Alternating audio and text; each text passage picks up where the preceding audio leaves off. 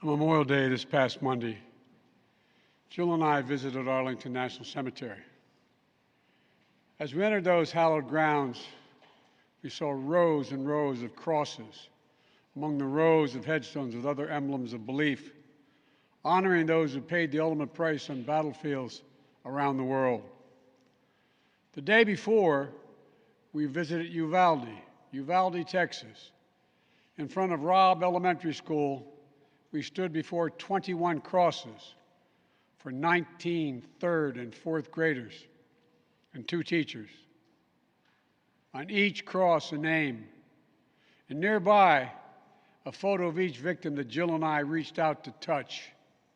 Innocent victims murdered in a classroom that had been turned into a killing field. Standing there in that small town, like so many other communities across America, I couldn't help but think there are too many other schools, too many other everyday places that have become killing fields, battlefields here in America. We stood at such a place just 12 days before, across from a grocery store in Buffalo, New York, memorializing 10 fellow Americans, a spouse, a parent, a grandparent, a sibling, gone forever. At both places, we spent hours with hundreds of family members who were broken, whose lives will never be the same. They had one message for all of us: do something. Just do something. For God's sake, do something. After Columbine, after Sandy Hook, after Charleston, after Orlando, after Las Vegas, after Parkland, nothing has been done. This time, that can't be true. This time, we must actually do something. The issue we face is one of conscience and common sense. For so many of you at home, I want to be very clear. This is not about taking away anyone's guns. It's not about vilifying gun owners.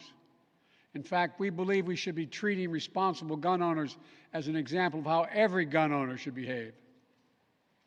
I respect the culture and the tradition and the concerns of lawful gun owners. At the same time, the Second Amendment, like all other rights, is not absolute. It was Justice Scalia who wrote, and I quote, "Like most rights, the rights granted by the Second Amendment are not unlimited." Not unlimited. It never has been. There have always been limitations on what weapons you can own in America. For example, machine guns have been federally regulated for nearly 90 years, and this is still a free country. This isn't about taking away anyone's rights. It's about protecting children. It's about protecting families. It's about protecting whole communities. It's about protecting our freedom to go to school, to a grocery store, to a church, without being shot and killed. According to new data just released by the Center for Disease Control and Prevention, guns are the #1 killer of children in the United States of America. The #1 killer. More than car accidents, more than cancer. Over the last 2 decades, more school-age children have died from guns than on-duty police officers and active-duty military combined.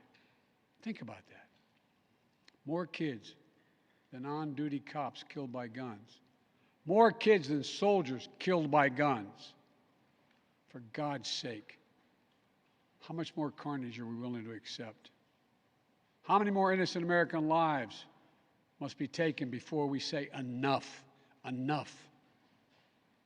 I know that we can't prevent every tragedy, but here's what I believe we have to do. Here's what the overwhelming majority of American people believe we must do. Here's what the families in Buffalo and Uvalde in Texas told us we must do. We need to ban assault weapons and high-capacity magazines. And if we can't ban assault weapons, then we should raise the age to purchase them from 18 to 21.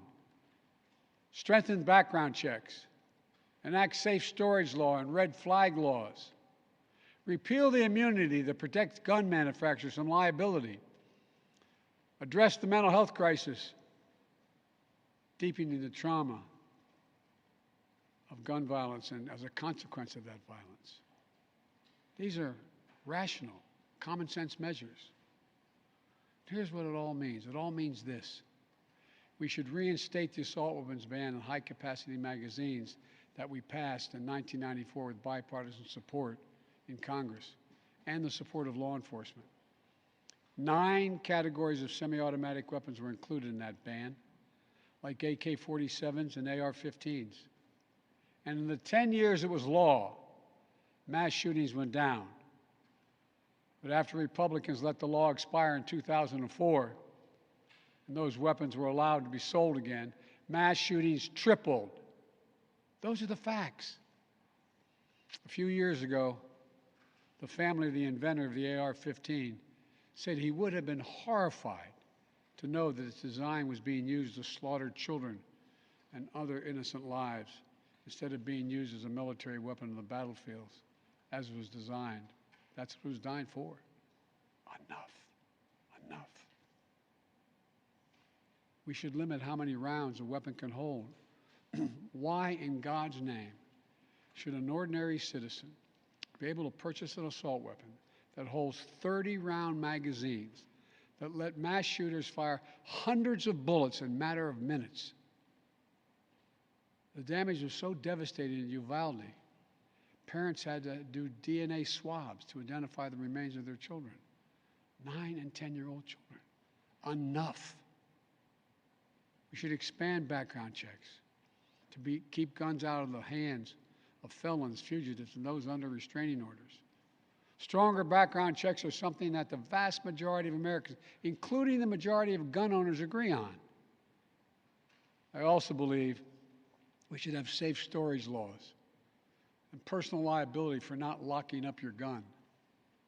The shooter in Sandy Hook came from a home full of guns. They were too easy to access. That's how he got the weapons. The weapon he used to kill his mother and then murdered 26 people, including 20 first graders.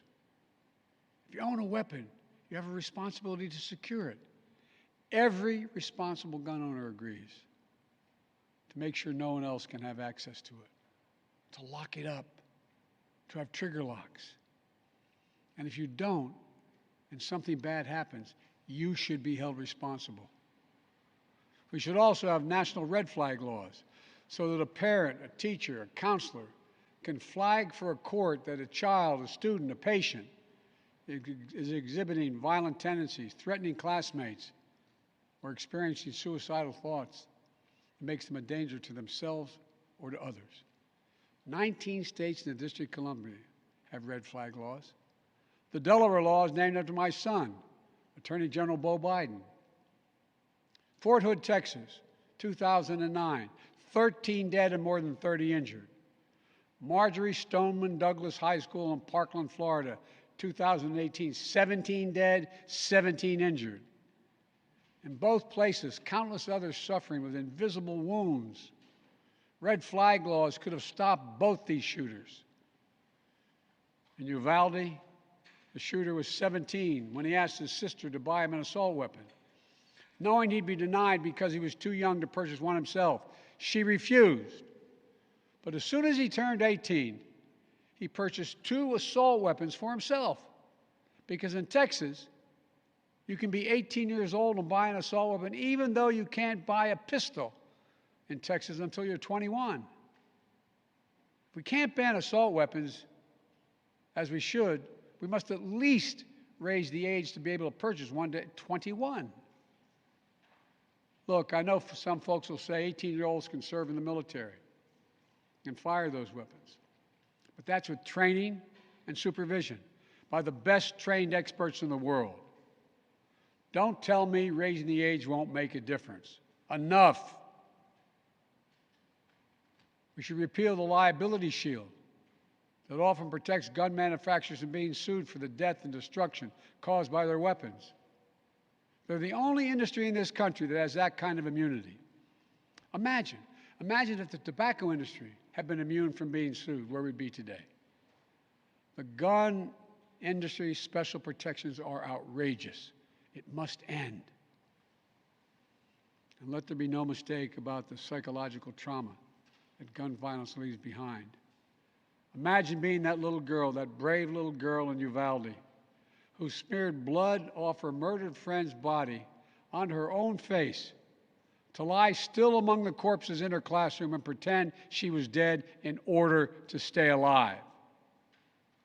Imagine what it would be like for her to walk down the hallway of any school again. Imagine what it's like for children who experience this kind of trauma every day in school, in the streets, in communities all across America. Imagine what it's like for so many parents to hug their children goodbye in the morning, not sure whether they'll come back home. Unfortunately, too many people don't have to imagine that at all. Even before the pandemic, young people were already hurting. There's a serious youth mental health crisis in this country. We have to do something about it. That's why mental health is the heart of my unity agenda that I laid out in the State of the Union address this year. We must provide more school counselors, more school nurses, more mental health services for students and for teachers, more people volunteering as mentors to help young people succeed, more privacy protection and resources to keep kids safe from the harms of social media. This unity agenda won't fully heal the wounded souls, but it will help. It matters. I just told you what I'd do. The question now is, what will the Congress do? The House of Representatives already passed key measures we need. Expanding background checks to cover nearly all gun sales, including at gun shows and online sales. Getting rid of the loophole that allows a gun sale to go through after 3 business days, even if the background check has not been completed. And the House is planning even more action next week. Safe storage requirements, the banning of high-capacity magazines, raising the age to buy an assault weapon to 21, federal red flag law, codifying my ban on ghost guns that don't have serial numbers and can't be traced, and tougher laws to prevent gun trafficking and straw purchases.